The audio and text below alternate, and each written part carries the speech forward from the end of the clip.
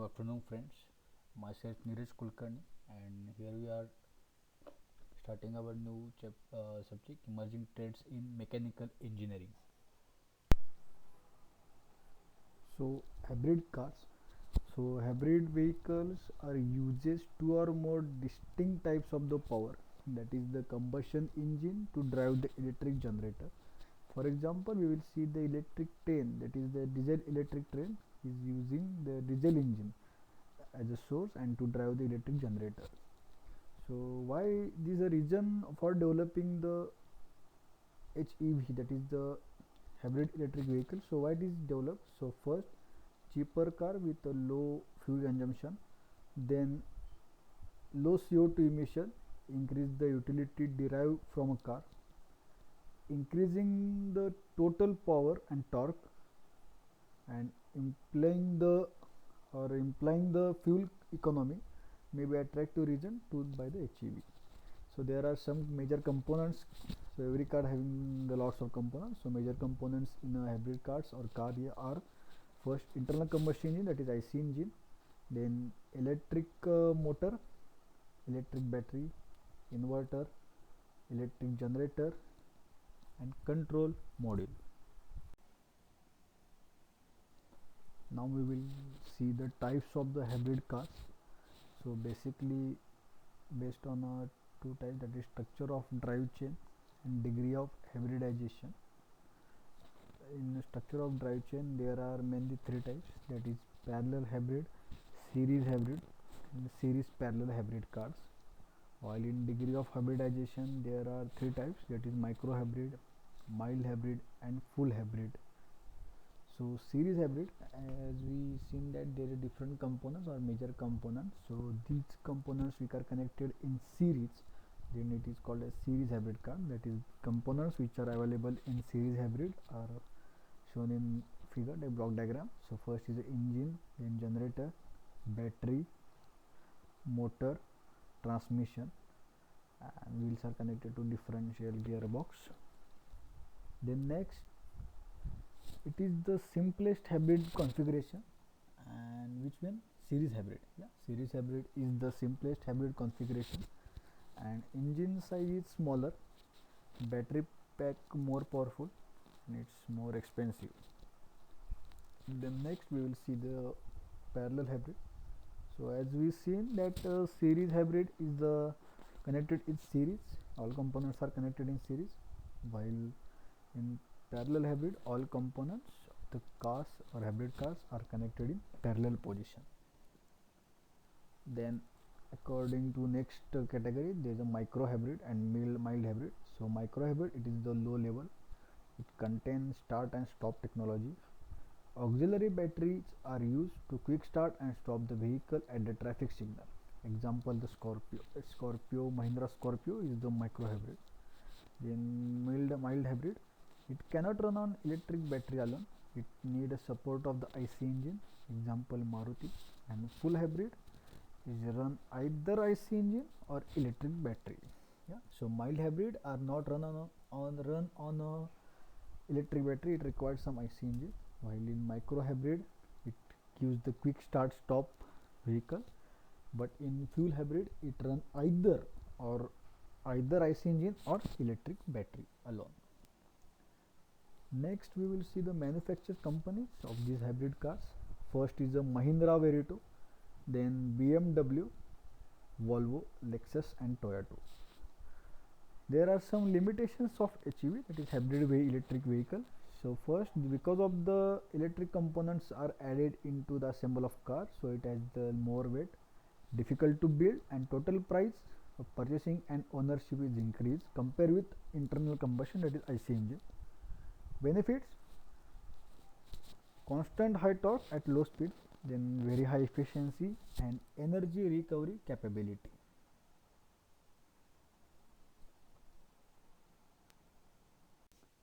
There is a different types of batteries are there.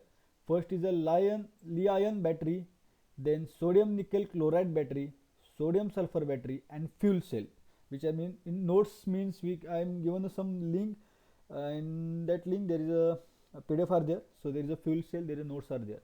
So first is a Li-ion battery. So these Li-ion battery, the Li-ion battery are used an intercalated lithium compound as the material. In battery there are two electrode. First is the positive electrode and second is the negative electrode. So in Li-ion batteries there is a lithium component.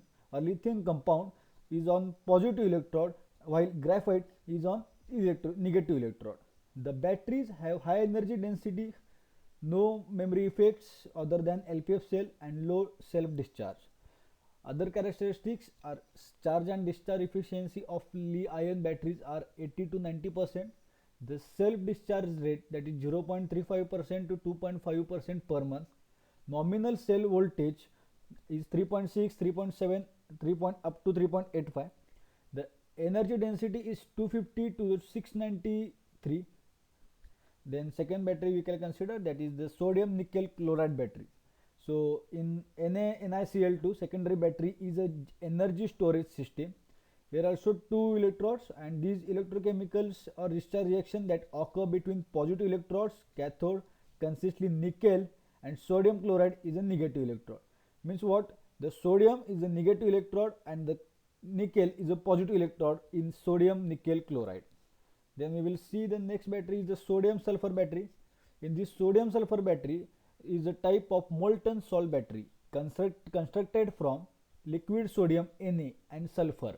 This type of battery has high energy density, high efficiency of charge discharge and long cycle life, and is fabricated from inexpensive material. Then charging. So in this charging, this EVSE stand for electric vehicle supply equipments, and its function is to supply the electric energy to charge electric vehicle. It also called as the EV charging station.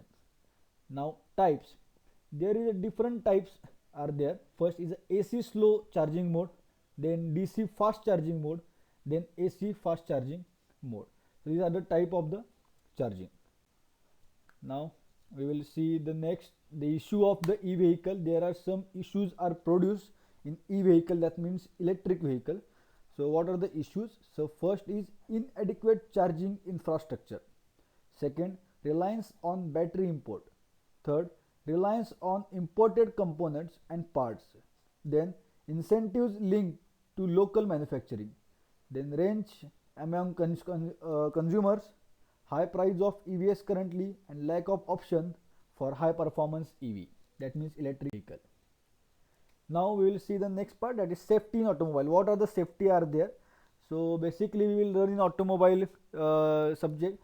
There is a ABS system, anti-lock braking system, then collision warning system, sturdy body cell, electronic stability control, survival cell, airbags and seat belts. So these are the 7 are the safety in automobile.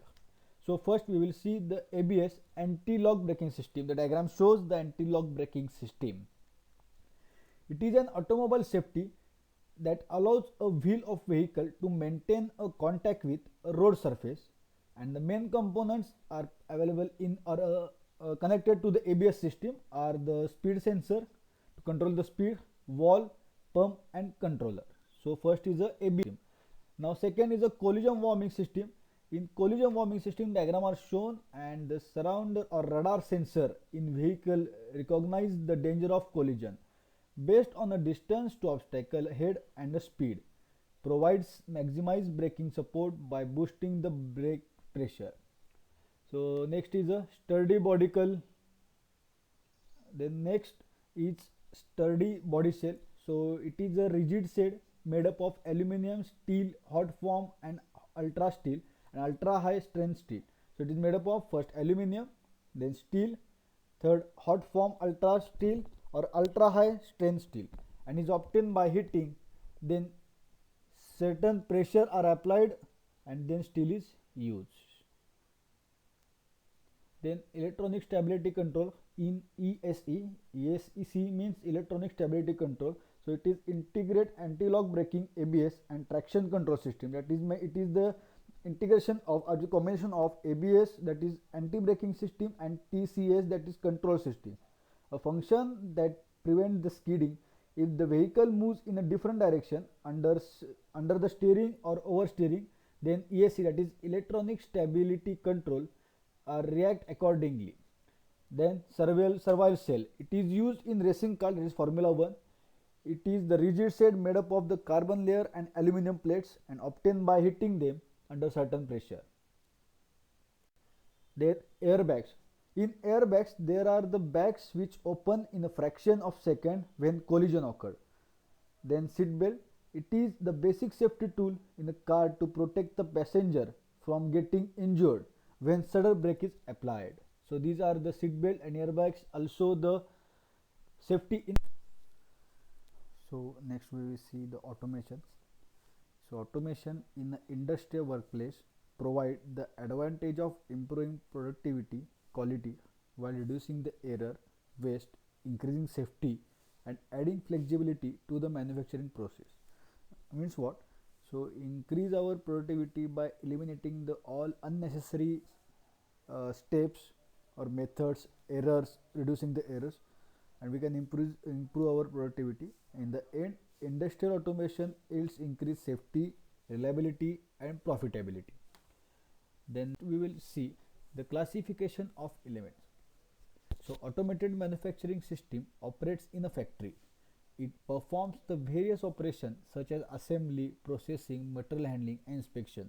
The automation manufacturing process is automated because it reduces the human potential to manual work. So basically there are three systems. So first is the fixed automation, second is the programmable automation and third is the flexible automation. While we can see the first fixed automation. So in fixed automation, sequence of operation is fixed. What I'm saying, the sequence of operation is fixed in fixed automation. Each operation in sequence is very simple. So there are some features of fixed automation. First, high investment, second, high production rate and third, relative flexibility. In fixed automation, sequence of operation is fixed, therefore production rate is high, so initial cost is high. Example, transfer line. Second, programmable automation. In this programmable automation, the produce the equipment design with capability and change the sequence of operation with produce or accommodate different product. The operation performed by using program. The program can be set into machine with a code form. Programmable automation means actually it is the work on a program language, that is coding language. It has some features. First is a high investment, second is the low production rate, flexibility deals with the product and suitable for batch production configuration. In program automation, product can be produced in batch production. To produce the new batch with different products, program is set to the machine, that is different program for a different product set to the machine and gives the instruction. Example, CNC, NC and robot. So we will see the CNC machine, NC machine, PLC machine. So these are come under programmable automation. While in third, flexible automation, in this third type of flexible automation, it is the variety of the part can be produced. So in flexible automation, what happen actually, variety of the part are going to be produced and it is continuous production rate, no loss of production. There is no loss in production because continuous production rate. And features of these fixed automation are higher investment, continuous production, flexibility deals with the product design. Example, FMS. So these are the classification of the automation system. Now we will see the elements. There are basically three elements. First is a power, second is a program and third is a control system. Power. To perform, first we see the power, that is to perform the process always required power. In automated system, power source is electrical. So advantage of electricity means what actually in automation, the main power source is electricity. So advantage of electricity, why it is electricity is used in automation. First, electricity power is widely available in moderate cost. Second, electric power converted into other power source as hydraulic, pneumatic, thermal, mechanically are very easy. or it can be easily converted into hydraulic, pneumatic, thermal, mechanically. Then electric power is at low level use to signal transmission, communication, data storage.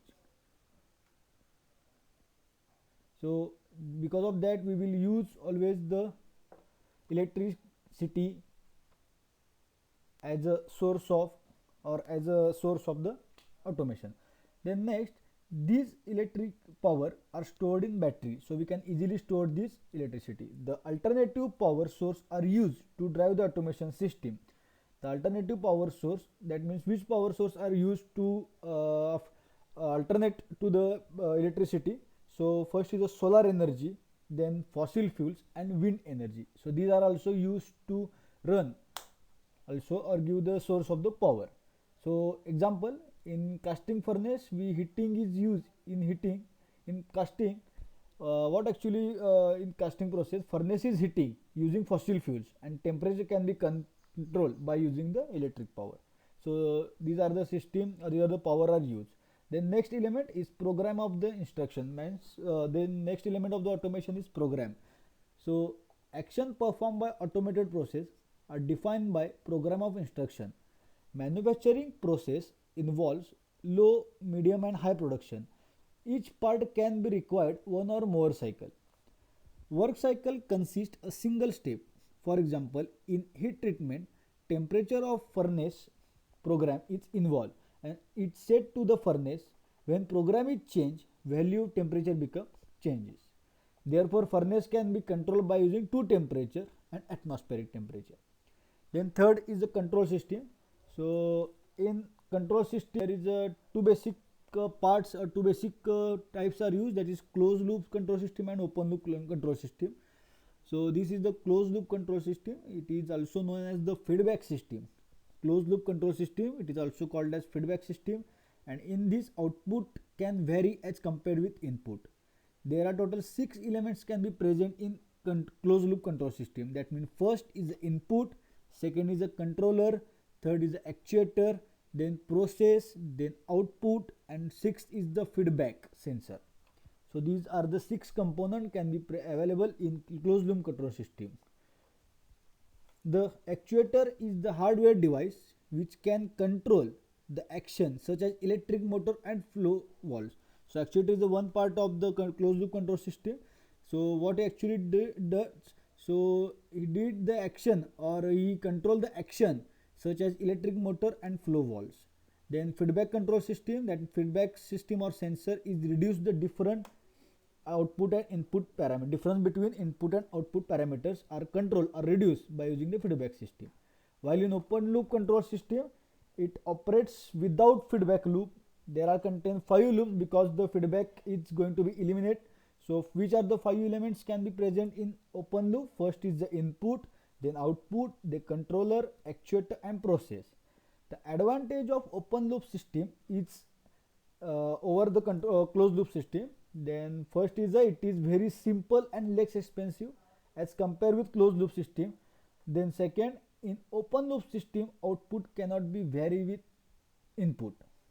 Okay, now characteristics of the open loop system, that is first the action performed by control system are very simple, then actuation function is reliable and no any effect on actuation. So these are the characteristics of open loop system. Then next we will see the levels and error. So what are the level of automation? So first there are total 5 levels. So device level, machine level, system level, plant level. So what is mean by system level or design level, machine level, plant level and enterprise level? So enterprise level, that is the enterprise level is the information system. Plant level, it is the production system. System level, it is the manufacturing system group of machine. Then machine level, it is the individual machine, and device level, it is a sensor, actuator and others. So we will see it one by one. So first is the device level. So in this device level, it is the lowest level of automation. It is the lowest level of automation. It reduces the sensor, actuators. It includes, sorry, not in reduce, it includes. What actually includes in device level? So it's first sensor, then actuators and other equipments assembly which are assembly on a machine. For example, joints of robots. So what are joints of robots we will see in next chapter. Then machine level, second is the machine level. So in this level, the hardware device assembled in an individual machine, and it include power conveyor, robots, vehicles. The program is set to the machine and it performs the sequence of operation by step. Then third, system level. In this system level, the instruction given by plant level and it operates. The manufacturing system group of machine connected to the material handling system. Computer to the perform manufacturing process such as loading, collection data, inspection data, etc. Then fourth one, plan level. In this plan level, what actually happen? The instruction given by the enterprise level, that instruction translate into production level or planning level. So this is the what's a like a bridge. So it can be translate the instruction which are translate from the enterprise level to the planning, and it includes the shop floor control, quality control. Then last one, enterprise level. This enterprise level, it has the highest level of automation. It gives instruction to the plan level. It manages the function of company such as research, sales and market. So enterprise level is the top level of the automation or the highest level of the automation. The next one we will see the what are the errors are available in a automation system. So basically there are three levels. First is the random error, systematic error and aberration error. So in this random error, it occur in statistical control, while in systematic error, that is the raw manufacturing process. The systematic error occurs in a change of raw material due to this change in specification of the product. So because of the specification of the product are going to be changed, there is some error can be occur, and these error are nothing but systematic error. And aberration error, this error occur in failure of equipments or the human mistakes. So because these error are occur because of the human mistakes or equipment, some of the equipments are going to be fail or damaged. So because of that some error can be occur, so it is called as aberration error. It is also called as the equipments error or the human mistake. Example, failure of equipment such as the fracture of the shear pin pressure vessel. Because of the there is some crack or the fracture can be pressure in present in pressure vessel. So because of that some error are there, so it is nothing but the aberration error. The human mistakes, it is such as the error in control the program, improper fixture setting, or substitute the wrong raw material. Because of that some error can be introduced, so it is nothing but the aberration error. The next part that is the need of the automation. What is the actually need of automation or the reason of use or implementation of the automation? So first, the increase the productivity. So in automation system, increase the productivity and production rate. This is the most important concept. It means the increasing the output per hour, and it is done by the automation process compared with the manual process. Then second, reduce the labor cost. The labor works on the machine is very few times, so labor cost automatically going to be the reduce. And then reduce labor shortage. Generally shortage of the labor for many nation, and it's develop the automatic operation so the substitute of the labor. Then fourth, to improve the quality. So in automation system performs various operations such as inspection, material handling. Because of that wastage of product reduce and improve the quality. Then improve the worker safety. Automation system are used or automation system used in industry, and each operation can be performed by automatically. So worker works on the machine in very few times, so automatically improve the work of safety. Then process cannot be done manually. So process like precision, complexity are not done by manually. It is done by the computer control system. And last one is reduce lead time. Time between the customer order and delivery, it's called as the lead time. So lead time means what? It is the actually time between the customer order and delivery. So in between that there is some time, so it is known as the lead time. So by using automation system, production rate increases and lead time going to be decreasing. Now we will see the printing and its type. This is the next point. So we all of you know that what is my printing. Yeah. So printing technology or bachelor of technology in printing technology is an undergraduate printing. So it is a one course. Yeah, and it is a printing is the one course, and it is the process for reproducing the text image typically with the ink of paper using printing press. Candidates have many careers option with having completed the course. So there are different types of the printing types. So first is offset lithography, flexography, digital printing, large format, screen printing, 3D printing, and LED UV ultraviolet. So first now we will see the offset printing. So it is also called as the offset lithography. It is the method of mass production printing. It is a mass production printing method, and in which the image on metal plates are transferred to the rubber blanket. There is on print media. So whatever we want to print, so first it is the image which are placed in metal plates, and then it transferred to the rubber, and then it placed on the print media. So there is no direct contact between paper and the metal plates. Okay. Flexography. Flexography is a type of the rotary inline printing method derived from a Latin words flexus, literally translated as a bending. Flexoprinting is used to print on any flexible material. This flexible material can vary from plastic, paper, metallic film to the cell phone. The next, digital printing. So it refers to method of printing from the digital based image directly to the variety of media. It usually referred to professional printing where small run jobs from desktop publishing and other digital sources are printed using a format or high volume. Screen printing. Screen printing, it is a method that where mesh is used to transfer the ink into substrate. 3D printing.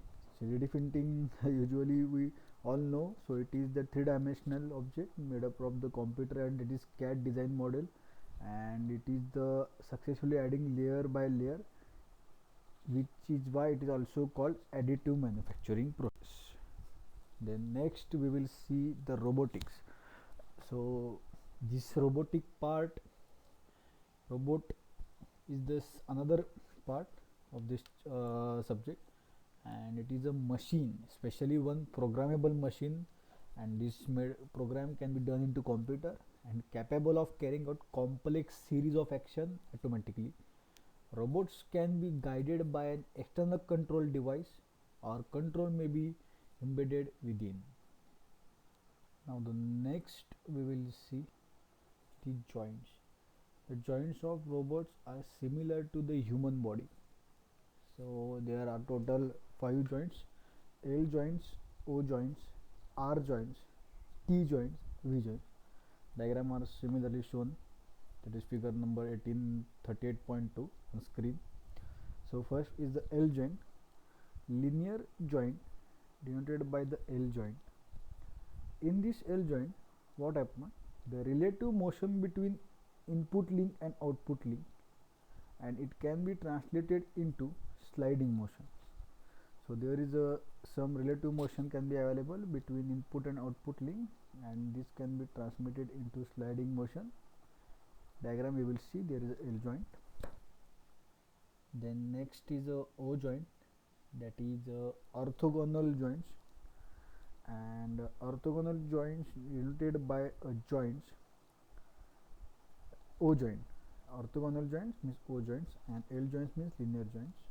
So in these orthogonal joints, relative motion between input and output link is translated into axis of input and output, which is perpendicular to each other. Okay.